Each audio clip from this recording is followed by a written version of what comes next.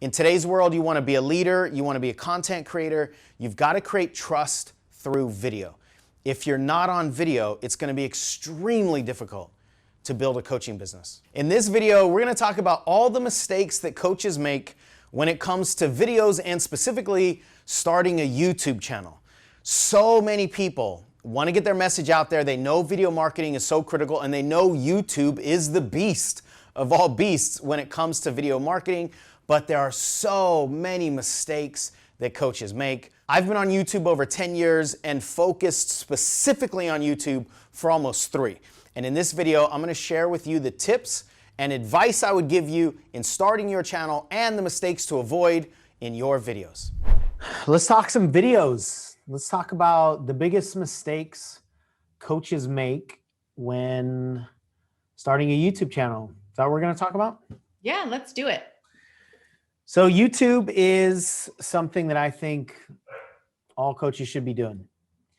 The best time to start a YouTube channel is 10 years ago.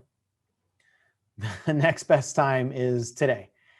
And I think there's a lot of people that want to start channels because they know the power of video, they know the power of YouTube, but they're not, or they do and they're making a lot of mistakes.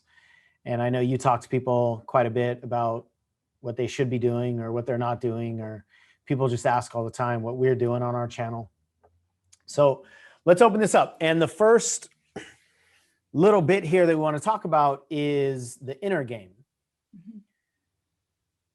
Because that's what is going to stop almost everybody, right? Yes.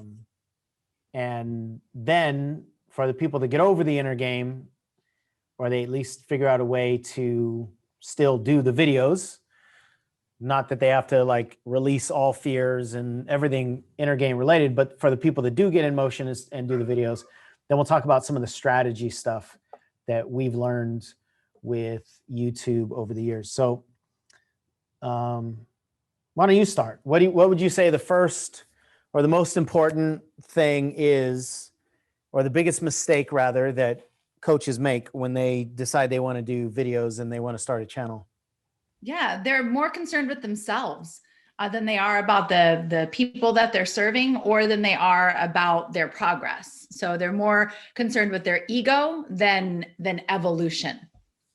Evolution of themselves, of their message, of their journey, of their learning experience. I think, and I'll speak from personal experience, I was trying to be perfect, Sean, before I ever even got started, right? I wanted to be doing everything like you. You know, when you were talking just a moment ago, the thing that stood out to me the most was the word years, what we've learned after years, plural. And early on, I didn't want to give myself permission to even get started until I knew everything that you had learned from all of your years and hundreds and hundreds and hundreds and hundreds and hundreds and hundreds of videos. Yeah.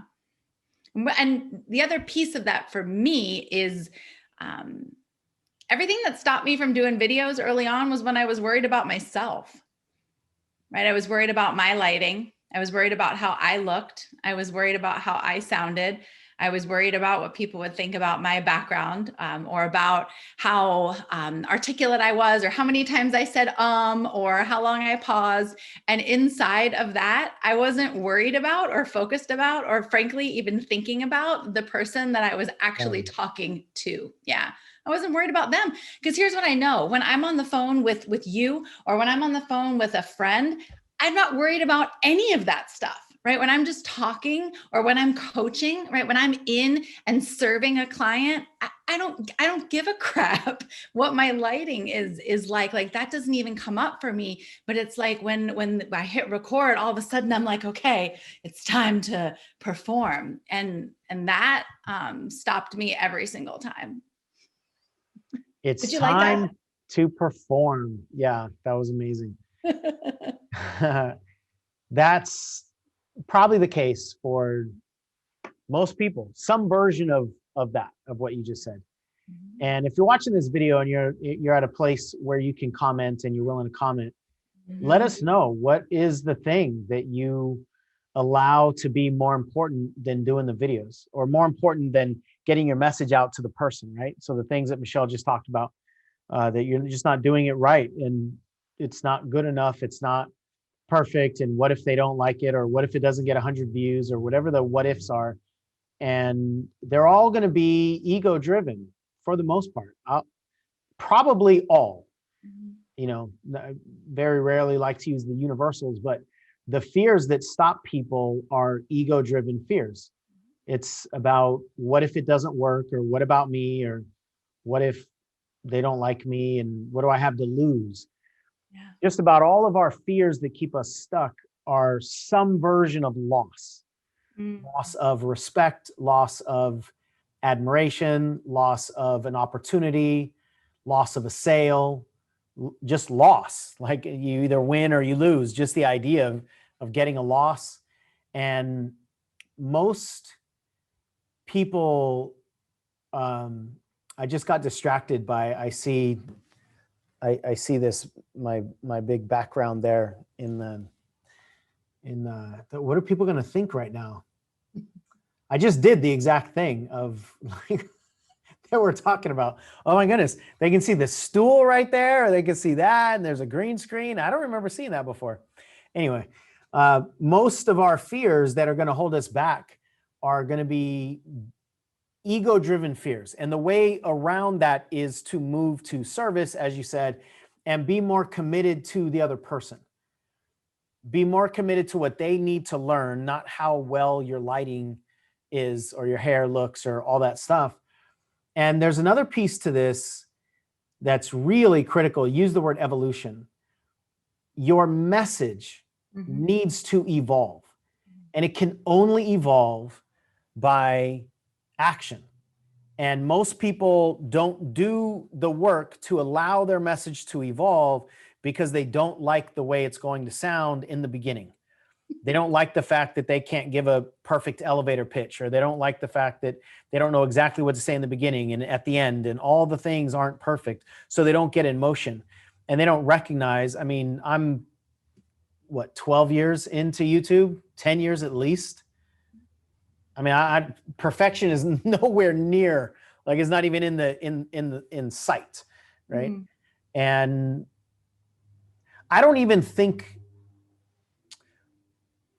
if I were to be honest about it, if I were to judge the videos, I don't even really judge the videos anymore. I was just trying to think about that. Like, how would I judge the videos? And I don't think I judge the videos anymore. I just get them out.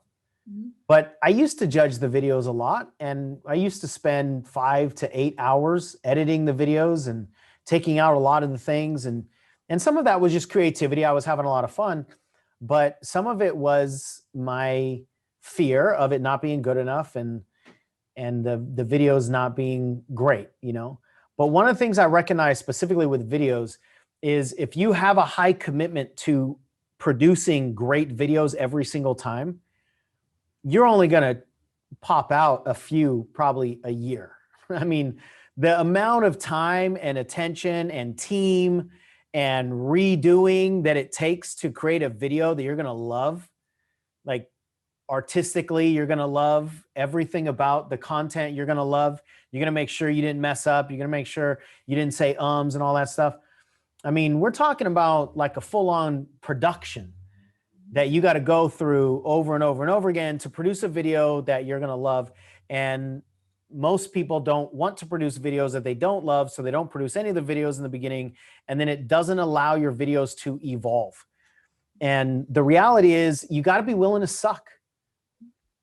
When you're early in your journey, you have to be willing to produce shitty videos. Shitty, not that the content is shitty or that somebody won't be helped by it, because no matter how bad you think your content is, to somebody it's really good. Because to you, at one point in your life, it was advanced, right? So when we're comparing our current content and all the stuff that we now know to Jack Canfield or Tony Robbins or anybody else that you follow, your content's always going to be worse. But if you recognize that your content is good enough for somebody to learn from, then that's what needs to happen.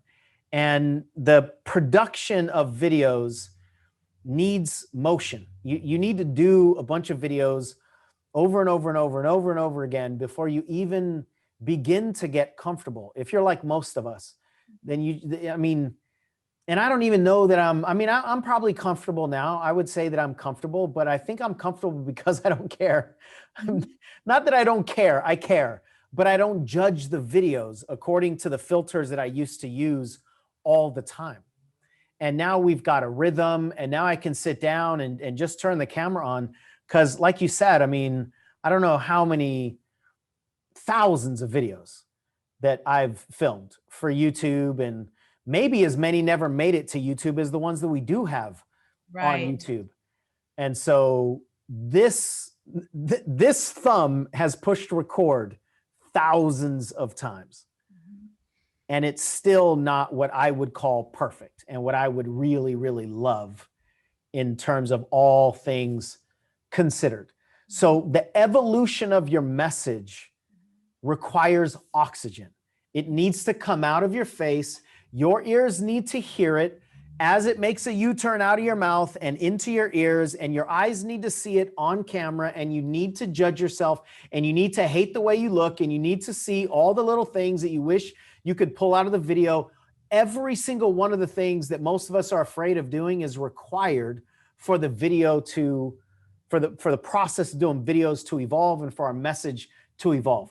Yet most people don't want to get in motion because they don't want to deal with all that stuff. So that's why most people stay stuck, because as you said, the ego is more important than the evolution, and your ego as the creator is more important than the message is to the client or to the viewer. Yeah. In your mind, it is. Otherwise, you wouldn't allow yourself to not get the message out because the lighting isn't good and your hair's not done. Yeah. That's just the reality. I remember when I first started doing some of the work that I do with the company now. And I just had this realization because I started listening. I've listened to you a lot for years, but I really started like diving into your content. And do you remember when I texted you? I was like, you talk a lot. And I don't mean... I'd probably need more of a distinction for that. Not as I hear that a lot, and not just from you, but from Xander, and yeah. That's funny. Yeah, you talk a lot, like on different platforms. You speak, you have an idea and you speak, you hit record, as you said, your thumb is pressed record. You don't worry about it if it's fully fledged out. Like you flush out your thoughts while you're on camera sometimes. And then you have an idea and then you go live again somewhere else. And then you do a YouTube live where you put up a video about it, or you say, hey, Michelle, let's talk about this. And you just speak and speak and speak and speak. And that is how the message evolves. And so many of us are wanting to be where you are before we ever even open our mouths. And it just does not work that way. It just doesn't work that way. There's no way to go. There's no way to go around it. And what you said that is so important, I think, for people to understand is that you have, I would imagine, maybe 3, 4, 5 times as many videos that are unpublished than you do even that are up on the channel. So just because you're actually recording something when you're building this muscle doesn't mean the production, doesn't necessarily mean the publishing of the video. And that's an important distinction to make. Yeah, that's a good one. That's a really important one. So let's dive into that. This just took the conversation in a slightly different angle, which is good, a slightly different direction. The fears that we have are post-publishing fears, primarily, right? Mm-hmm. It's what happens when people see this video. Yep. Once they see it, they won't like it. They're not going to subscribe, or they'll unsubscribe, or somebody won't agree with me and they'll publish a bad comment, or I won't like what it looks like, and so forth. And essentially that's the visibility. Once this is seen, then that's when all the judgment comes. That's when all the bad stuff can happen. I'm glad you said that, because I hadn't thought about this for a while, actually, and it wasn't in my mind to talk about it in this discussion. There's a difference between production and publication. Production is when you make the video. You produce the video. Publishing is all the things that we just talked about. Most people, because they're afraid of publishing, they don't produce. It's interesting how that just hit me. Like just me saying that, like I just felt sadness. Yeah, same. Because the fears over here, and some of them are valid, and the only way, well, I mean, they're all valid if you're feeling them, but the only way through them is to actually go through them. Yeah. But because people have these fears of what happens after the video is published, that's what causes them. They use the same what ifs to prevent them from producing the video. And one of the reasons why I just got sad, I know you did too, is that I would say maybe 80% of the muscles that need to be built have nothing to do with publishing. Yeah. Probably 80% of the muscles that need to be built are only built with producing. Mm-hmm. And so if we need to build the majority of our muscles through producing videos that nobody ever needs to see, Mm-hmm. just hitting record, speaking on the camera, confronting the idea that this is now captured on video and you can't just go in and edit a word like you write an article, and then seeing yourself and hearing yourself and editing and getting into the video, coming out of the video, all the stuff in the middle of the video. The majority of the muscles happen over here.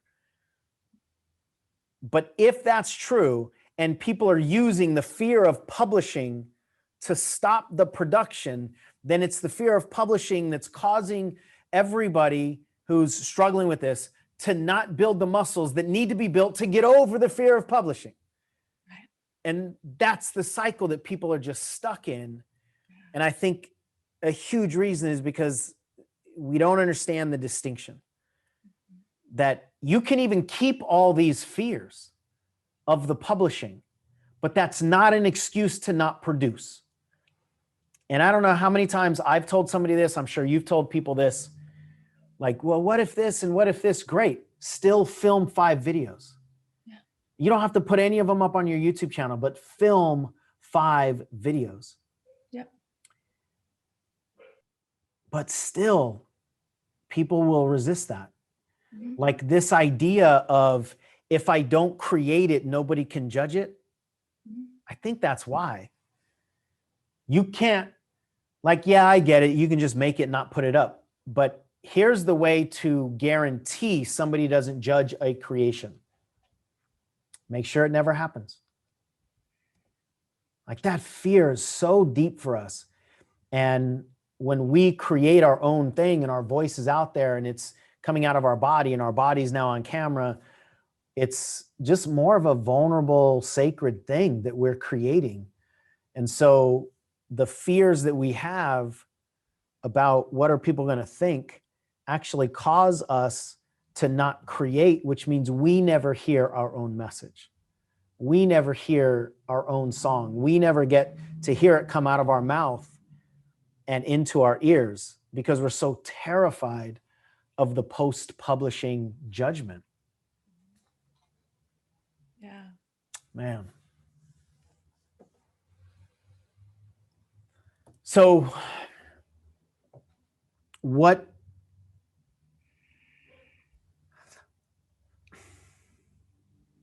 You know what I was just thinking is it's that, interesting just how like disruptive that thought was to me. Go ahead.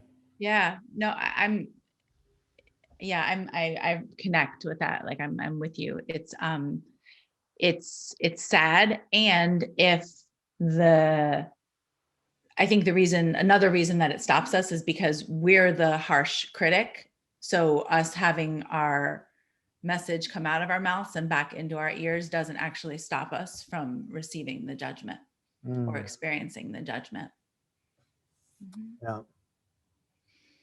Yeah.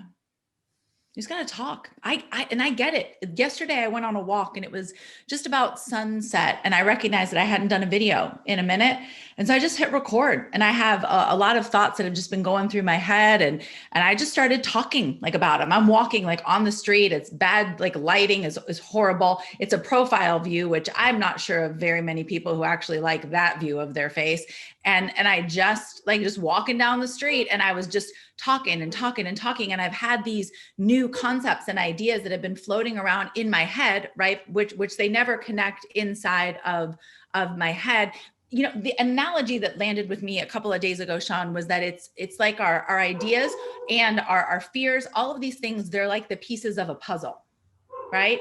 And when you get a puzzle and it's all in the box, right? All the pieces are in the box. You can't create the picture because all the pieces they're in the box. And so the very first thing that you got to do is take the lid off and dump all the pieces out. And once you get all of the pieces out, now you can start to actually make sense of things and you can start to group like things together and you can start to build that beautiful puzzle. But so many of us are keeping everything in our head. And because the ideas don't connect or the thoughts aren't fully fleshed out yet, we don't allow ourselves to just start talking because, and I have a huge fear around sounding stupid or not being understood or whatever that is for you know the individual who's watching this. But I've just learned the way that I process and start to make sense of things is to talk and talk and talk and talk and talk. And that video is not going to go anywhere. But I have more certainty in the messaging and what can like have been able to connect the dots more because of the 15 minutes I just talked on camera to no one yesterday. Mm-hmm. Yeah. That's huge. It's the actions that we won't take because we're afraid of the repercussions. Mm-hmm. And like you said, you know, the biggest repercussions are ourselves. Yeah. Which is sad and empowering at the same time. Yeah. Because that's the relationship that we need to work on. And the cool thing about that is we can work on that relationship without ever publishing something.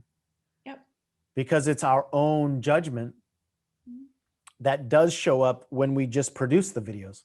Mm-hmm. So it is possible to confront and fix, you know, solve the biggest problem without ever even showing anybody the video. And then pretty soon you can move into that piece, obviously.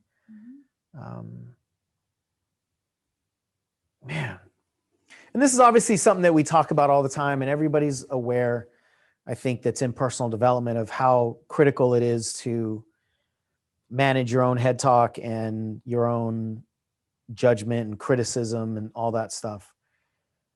And the sadness behind this conversation for me is how irrelevant those criticisms are to the people that need to hear the message. Because if I need to hear your message, I don't give a shit about what your hair looks like. No. Because the pain that I'm experiencing, the irritation, the frustration, the discomfort is way more important to me than your hair. But if you make your hair more important than my pain, then I don't get helped by your lessons, by your knowledge. Yep. I hope that touched somebody like in a like shocking kind of way, because that thought that you just said, different words, but the essence of that's what was a game changer for me. Like when I recognized what I was actually doing, what I was really making more important, that was unacceptable. Like that just became unacceptable. And I still had the thoughts and I took action anyway.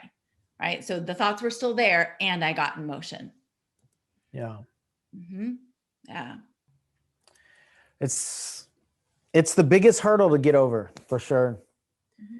And, you know, there's no way to, I mean, we could say it the same thing in a bunch of different ways, but the answer is you got to be in service. That's the answer. Yeah. You got to care more about the message landing for other people and them getting what they need than the way we look as we deliver it. Yeah. So I've been looking here. I opened up our back office based on what you said earlier. Looks like we have 109 videos on this channel Okay. that are public. Mhm. You want to guess how many we have all total? 3,000. That's the first number that came to mind. I'm sure there are 3,000 videos somewhere. On this particular channel, there's 1,010 total. Yeah. And 109 public. So, you know, that's 10 times. Mhm. And this is just one channel. Right. You know, the other channel that we have for the Mary Kay world, it's nowhere near as big, but I think it's got a couple hundred on it. So just the gravity of the amount of videos. I mean, for any of you that are fans of this channel, you watch the channel, you know how many videos we put out. But you don't see obviously the ones that never make it, and you don't see the ones that don't even get into YouTube. You know, how many are on the camera, or how many are stuck in, you know, Google Drive somewhere. Right. But to what you were speaking to earlier, it's the muscles that are built in the production of the video, and then the self-reflection around that is so critical.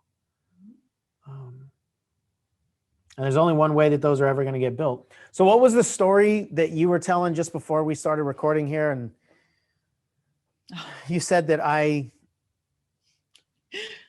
stomped on my pride. Yeah. Go ahead, tell the story, make me look bad. No, you stepped on my ego, really, is what it was, which was great. So we have a program, the Foundations of Marketing for Coaches, and we'll put a link in the description if you want to check it out. And one of the things that we teach inside of that program is actually creating your YouTube channel. And there's just steps that Sean takes us through. And one of the steps was to create, like, it was probably a 5-minute video. And Yeah. I did this video and it was about my content, and I was really proud of it. And I decided that I was going to like make it look professional. And I probably spent, to what you said earlier, like 7 hours, because I'm new, right, at this. So I don't know how to do everything. What I do now, but I didn't know then how to do everything. So I'm like trying to figure out iMovie and how to like put an image in, and now I got to create an image to like put in there. And what do I want it to say? And messing with the font and then music. And oh my gosh, like YouTube has so much music, and what's going to sound good? And how do I adjust the volume? And I made it so that they were like different, because I had like 5 pillars, right? Because like this was my content, which has so evolved, by the way, since then. But I had these like 5 pillars, and I was so excited. And like before each pillar, there was an image that came in, and I was like, this is professional, and I'm so proud of it. And I think I sent it to you or posted it in the group, and I was like, yes, he is gonna be proud of me. This looks so good. And I think you were like, yeah, it's nice. And how many 5-minute videos could you have made in that 7 hours? I mean, I at least said it nicer. Yeah. Okay. Now I heard it. I remember where I was in my house, and But this was the video and the conversation that led to one of the most powerful things that shifted my perspective in the video conversation, which is, Michelle, how much longer are you going, or how much time are you going to spend perfecting the irrelevant? Yeah, And you're right. I could have recorded a ton of videos in that time and gotten better and better and better and better and polished my message so much faster. So much faster. And I celebrate the effort for sure, because you were excited and you did the video and you wanted to learn all kinds of stuff. And so that's great. It'd be cool if we could put the video up somewhere, maybe at least link to it. Did it ever go on YouTube? Okay, great. Absolutely, it did. What are you talking about? I worked after hard. 7 hours. Yeah, that thing's going on YouTube. Yeah. So there's celebration in that for sure. Yeah, it's a good video for an early video. And Yeah. like, And what matters is if people are trying to over perfect where they are in their journey. Like if the desire to be perfect or the desire to be really, really good is stopping them from creating the content that is what needs to happen for their message to evolve, then the high quality demands of the video is getting in the way of the message evolving. ooh, And that doesn't mean, be careless and just throw a bunch of haphazard videos out there. Although some of mine were, legendarily awful. Remember the one where like my face is it's like the whole video is just my close up of my face. I think we all do that at first. I remember the first time you were like, Michelle, tilt your screen back. Like, I'm like, what? You're like, tilt the screen back.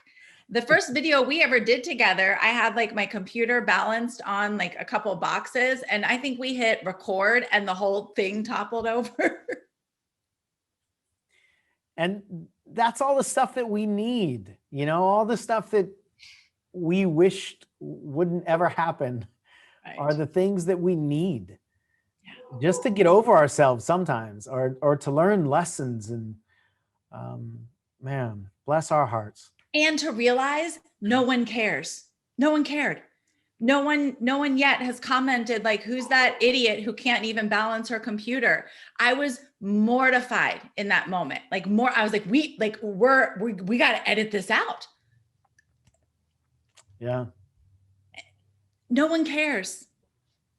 Yeah, that's a really important piece. And we can't learn that they don't care about our mistakes unless we publish the mistakes, unless we get it out there. That's one of the most important lessons we can learn about anything, is that even when we mess up, it'll be okay. Mm-hmm. That we will be okay. Yeah. Anyway, so in the dashboard here, I see that we're closing in on 20,000 subscribers. That's kind of cool. That's my excited, like rising up hands. Oh, is that what that was? Beautiful. I think I'm going to forget how to clap. Like when we go back to, I feel like in public, like at graduations and things. Have you ever been outside and done Zoom clap on like out in the real world? Not yet. Not yet. Because you haven't been out in the real world. Not much. Right. Yeah. So the whole conversation about just this internal game, I think, can be summed up as you started it with: we care more about our ego than the evolution of our message or than the people that need to hear it. Yeah. And just about everything that we can use as an excuse fits into that.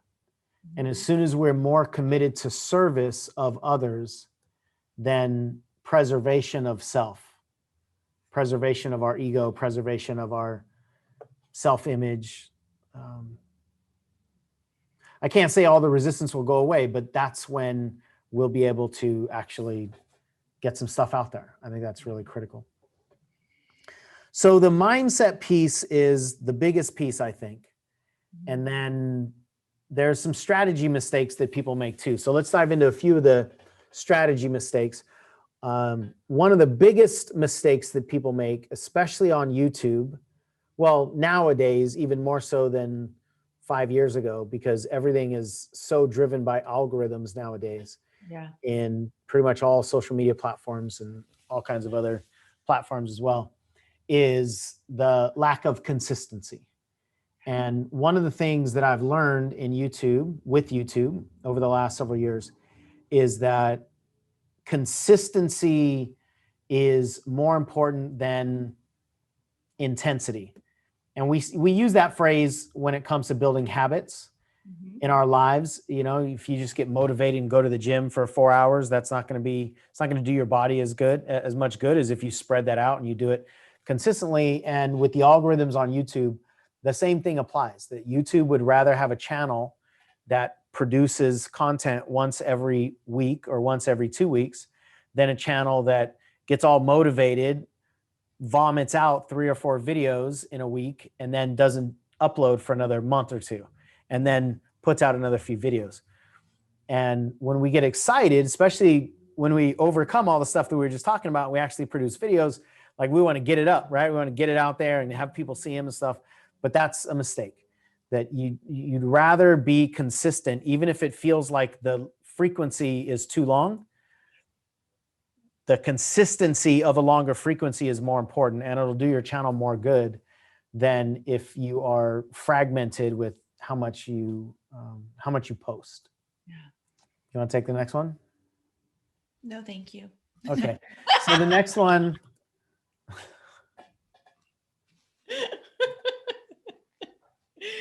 This is perfect. Lack of strategy.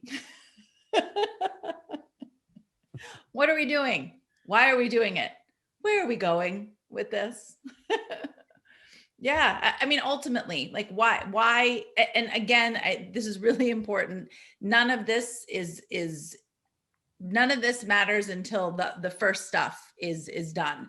And once you get in motion, once you've done a lot of videos, once you have that consistency, then you can start to look at why is it that I'm doing this, right? What is my end goal here, right? What am I trying to achieve? Where do I want people to actually go from this conversation? Right. And the next one is one of the biggest strategy mistakes, and that's doing videos with dogs in the background.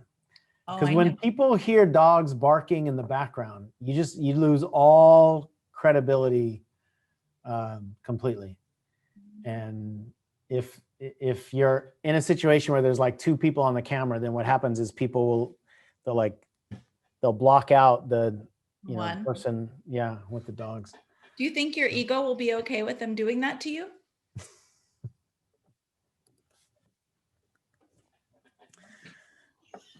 Yeah.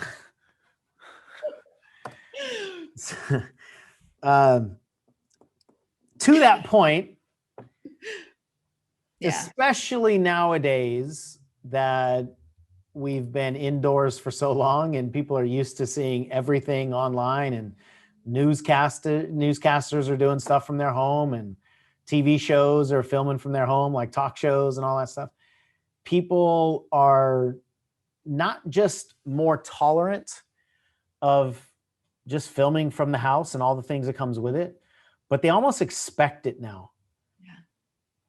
Because, and I think this is a really, really good thing for those of us that are willing to be authentic and transparent.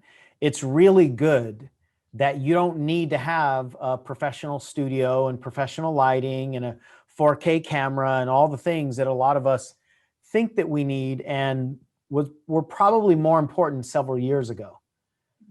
Nowadays, I mean, we just live in a selfie video society now. Right. And so just have your camera out. And a lot of people are doing YouTube videos. They just film it on their camera and put it up on YouTube. And all of that is fine now. So even if you do have dogs in the background, or you've got kids in the background, or you've got stuff going on that is just normal day-to-day stuff, people don't care. It's not a reason to not produce videos, and it's not a reason to not publish videos anymore. People just want authenticity. And if we're afraid to be authentic because we're afraid of the judgment or what have you, we are not giving not just our society, but specifically our seekers, the person that needs to hear our message, we're not giving them probably the thing that is most valuable to them, which is hearing from and looking at and learning from an authentic human being. Like, I mean, there's just so much inauthentic, perfection-driven bullshit, you know, people being taken advantage of, and there's a word I'm looking for, and it's not coming to me, but just all the fake stuff. So nowadays, perfection actually creates more suspicion than trust. And if we have the guts to just be authentic, like no matter where you can film, just film, no matter what that looks like, and use the equipment that you have. If you don't have a budget to purchase more expensive equipment, use what you got. And if you're real and you're authentic and you just start talking, somebody needs to hear it. And if it takes several months for your channel to start getting some traction, great. Those videos probably weren't that good anyway. They were your first ones. Right. And that's just the nature of it, right? Like, just give yourself that permission to get in motion, but do it with authenticity. It's so exhausting to try to be perfect. It's so exhausting to try to be inauthentic. It's so exhausting to try to be like somebody else. So just be you. And when you're you, that's actually one of the most powerful ways to get attention nowadays, is because when you're you, you are distinct. You're different. And in today's world of hyper competition, hyper competitive marketing, hyper overwhelm with all the messages out there, one of the ways to get the mind's attention is to be different than all the other stuff. And that's easy, actually. Just be you. Yeah. And then we give the people who are listening permission to do the same thing. That's a big piece. Yeah, I hear that so often about you and your videos, right? Where people are just like, oh, like, it's just you're real. I mean, that's one of the biggest things when people call in, they ask us questions, or we do consultations with people that they say, like, he's just real, like he's just authentic, right? And that it's so rare, right? That it's just magnetic. Yeah. And seeing that come from us as the leader, then whoever is listening just knows that's possible. I can be authentic too, and I can be successful. Even if they don't make the connection consciously yet, it absolutely embeds that message. You want to do the next one? No, thank you. Okay.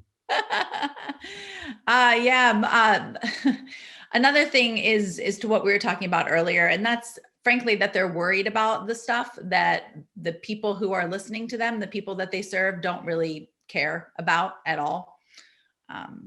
So once we make the connection to who our seeker is and what it is that they're wanting, we'll realize that we're likely trying to impress people who we're not trying to serve. Yeah, that's a big one. It's so common too. Mm-hmm. The people that we're afraid of being judged by are not even the people that we care about, or they're not the people that our message is for. It could be people that we care about, like friends and family, but our message is not for them. And they likely won't watch the video for that reason. Anyway, Mm-hmm. exactly. And there's nothing wrong with having pride and wanting to do high quality work. All that stuff is great.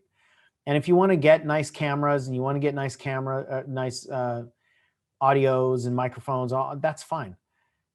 But if it gets in the way of you doing the work, that's where it becomes a problem. If your demand that the quality is so great stops you from getting in motion, That's the stuff that the seekers don't really care about. No. The next one is following the algorithms instead of following your heart. Aw. This one is really important for coaches.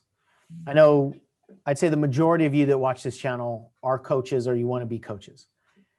One of the things that I've had to learn is that the algorithms on YouTube, as well as pretty much all social media platforms, are not designed to help us with our business, because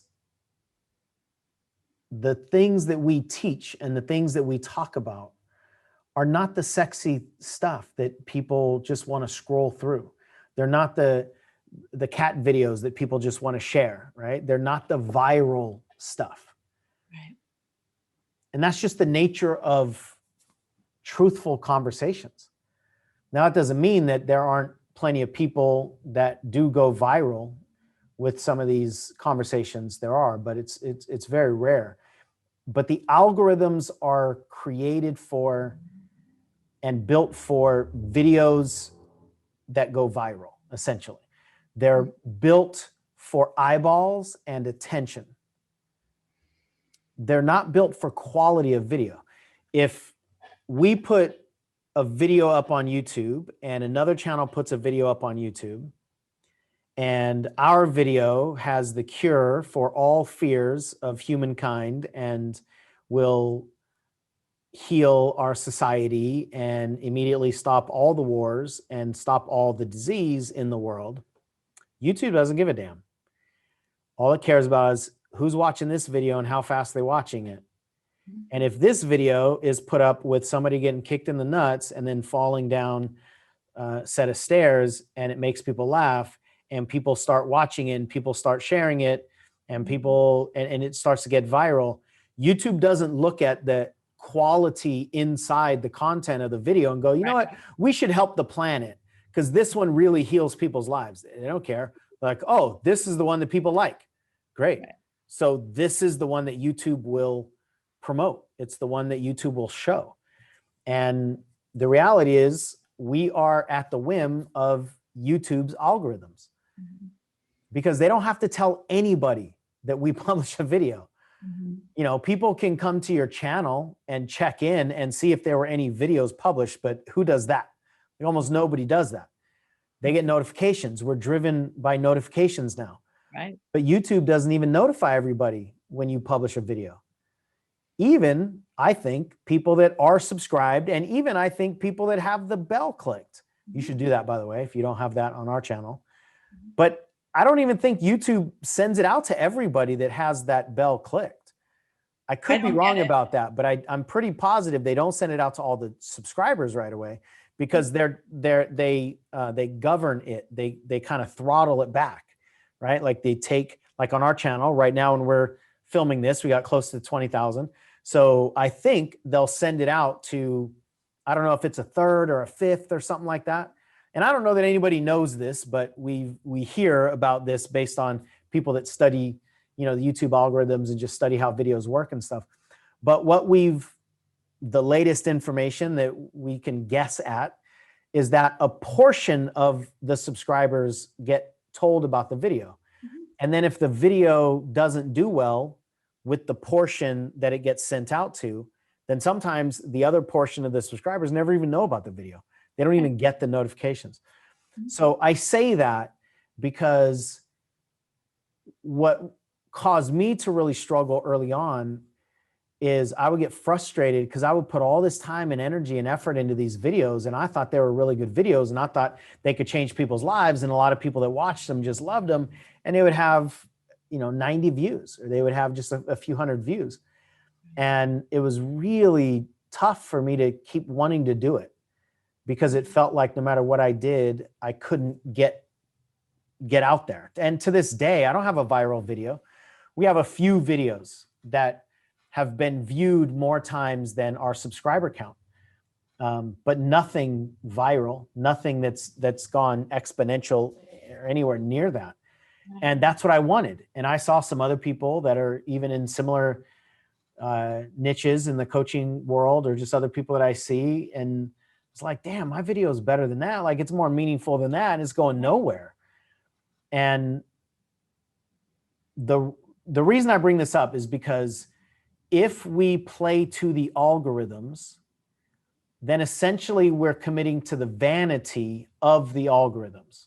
And we're trying to get likes and we're trying to get subscribers and we're trying to get these videos to go viral. And all of that is fine as long as the content of the video is still true to you.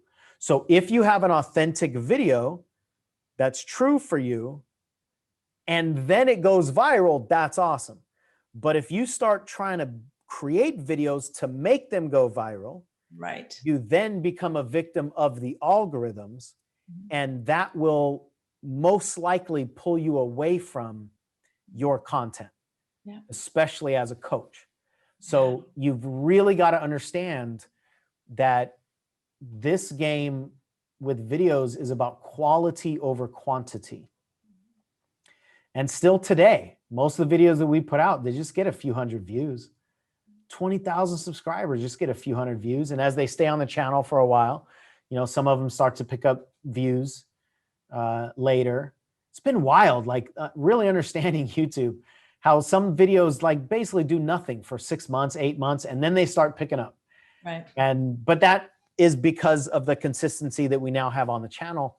But my point is, do the videos that your seeker needs you to do, and certainly learn some of the techniques or some of the strategies to title the videos a certain way with keywords and all that, and understand how to do the descriptions and understand how to use hashtags. And you have to play to the algorithms to a degree, but don't lose yourself in the algorithms. Yeah. That's where even if your videos then start getting viral or they start doing more activity like you want, but the message that you need to put in the videos to make them perform is different than the message that people will get if they come into your business, Right. then you're going to lose all of those clients once they come into your business anyway, because the thing that they were attracted to and the door that they opened is not the same door that they're going to get, or it's not the same content that they're going to get when they come all the way in. So it's better to stay true to yourself, have a strategy, understand what YouTube can do, understand what it can't do. Don't be a victim of the algorithms, but use them as much as you possibly can. But YouTube is a traffic source to a business. YouTube should not be your business, not for most of you. You know, if you want to try to get 1 million subscribers and then start making money on ads and stuff like that, there's a way to do that. And then if that were the case, then forget everything I just said and just play to the algorithms, because all you're trying to do is build a community and then sell ads to the community and get sponsors, right? That's not what hardly any coaches are trying to do. So No. if you understand what your strategy is, you understand what your business is, and then you understand that YouTube is nothing more than a traffic source coming into your business, then you could really use it in a powerful way. But most people are, you know, they see what they see on YouTube and think, oh, that's what I got to do to be successful on YouTube. And it's not the case. As is with so many things, like what we see on the outside is not what actually is happening on the inside. Well, you're not even playing the same game, right? Like I'm not playing the same game as like the Kardashians, right? On YouTube. And what they're doing is valid. It's just not, it's not the same thing. So if I'm trying to, the word I just kept hearing when you were talking is like, I'm just manipulating, right? I'm manipulating my truth and manipulating my message to try and get this approval versus actually just speaking the message that needs to come out of me and the truth that is in me, and share the lessons that my seeker needs to hear. And the other word that you said that really landed with me was understanding. Right? If we can understand that the 80% of the lessons come from the actual production, not the publishing of the video, when we understand the purpose of this, when we understand that the authenticity leads to the distinction, when we understand what our seeker actually cares about, then we can recognize what it is that they don't care about. And when we understand, and we don't have to study it in depth, like Sean, what you've shared today, what we've shared in this conversation is enough for us to be able, if we allow it, to just let ourselves breathe and say, oh, well, I don't have to worry about then. I don't have to worry about that then, right? I don't have to worry about trying to chase the 1,000 views or the 2,000 views. I can just do this work that's on my heart. I can just record these videos. Oh, it's cool if I have the money and I want to buy a nice camera, but I can understand that it's not necessary. And I can do my best to set myself up to be in a quiet environment. And the real truth is I have 4 dogs. So sometimes they bark, and we can just understand that the people that are attracted to the message, really, it's not like they don't care. They really don't. And that, all of that just allows me to breathe. And when I'm breathing, then I can take action. Yeah, that's the key. So everything that we're talking about with algorithms and all that is not to be a buzzkill. It's not to discourage anybody. It's actually hopefully the exact opposite. That the most important piece here is that you just get in motion. And if you want to have a YouTube channel, then start a channel. If you already have one, then put some videos up. And the sooner you get in motion, the sooner you'll learn the lessons that you need to learn to get where you need to go, to get where you want to go. So if we delay getting into action because of any of these reasons, we're just delaying our lessons. And if the lessons are inevitable, you have to learn these lessons. Like a question that I ask a lot is some version of, if you knew that the lessons you have to learn are only going to be learned after 50 videos. And then after 50 videos, you're going to have the lessons, and then you're going to start getting clients, and then somebody's going to pay you $10,000 or $50,000 or $100,000 or whatever the dollar amount is that would really make you jump. If you knew that you would make that money on video number 51, how long would it take you to do the first 50? Right. When I ask that question, most people will say, I'll have them done tomorrow. Right? Like if they really truly knew, then they would move through it fast. And that's what we hope you guys do, is see that action is the only way to make progress, obviously, but it's the only way to learn the majority of the lessons that you need to learn. And most of the reasons people hold themselves back are irrelevant anyway. Mm-hmm. Now, we are going to teach some of this stuff. I don't know when exactly, but as of the moment that we're filming this video, we are going to teach YouTube for coaches, some version of that.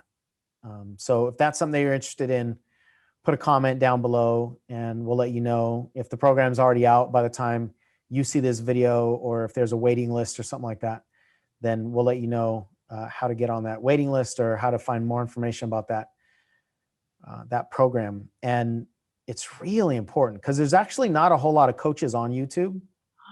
I think because of a lot of things that we just talked about, which means there's not a lot of competition right now. And I don't think you'll find very many niches on YouTube where there's not a whole lot of competition, but it's a big industry. And coaching is exactly that. So there's an opportunity here for people that are willing to get in motion and really commit. There's a big, big opportunity going forward. And if that's a good fit for you, then let us know in the comments below, and we'll keep you informed. And if you haven't already subscribed to the channel, then subscribe, click the little bell. What'd you say? What are you waiting for? What are you waiting for? Yeah, exactly. Jeez. And if there's anything that you want support with in the inner game or strategy or anything like that, we do offer free consultations. So you can click the link in the description and book a free call with one of our coaches so that we can support you in any way that we possibly can. I hope this has been valuable. a little bit of mindset, a little bit of strategy, and it's a constant sort of 1-2 punch, right? Because while you get into some of the strategy, some of the other mindset stuff is going to come up. So it's not like you get over all the mindset stuff and now you're ready for strategy for the rest of your career. It doesn't work that way. It's always going to cycle back onto itself. At least I hope it does, because that means you are doing it right and you're speaking your truth and you're allowing not just your message to evolve, but you're allowing yourself to evolve. And I think our society needs more people that can help, that are committed to changing the world, getting their message out there. If you like this video, check out that video where I break down the pros and cons of doing a podcast versus a YouTube channel. So it's actually much better to have a buffet of content for people rather than just to have one dish. And if they don't finish the dish, you're just going to do everything you can to get them back in front of that dish.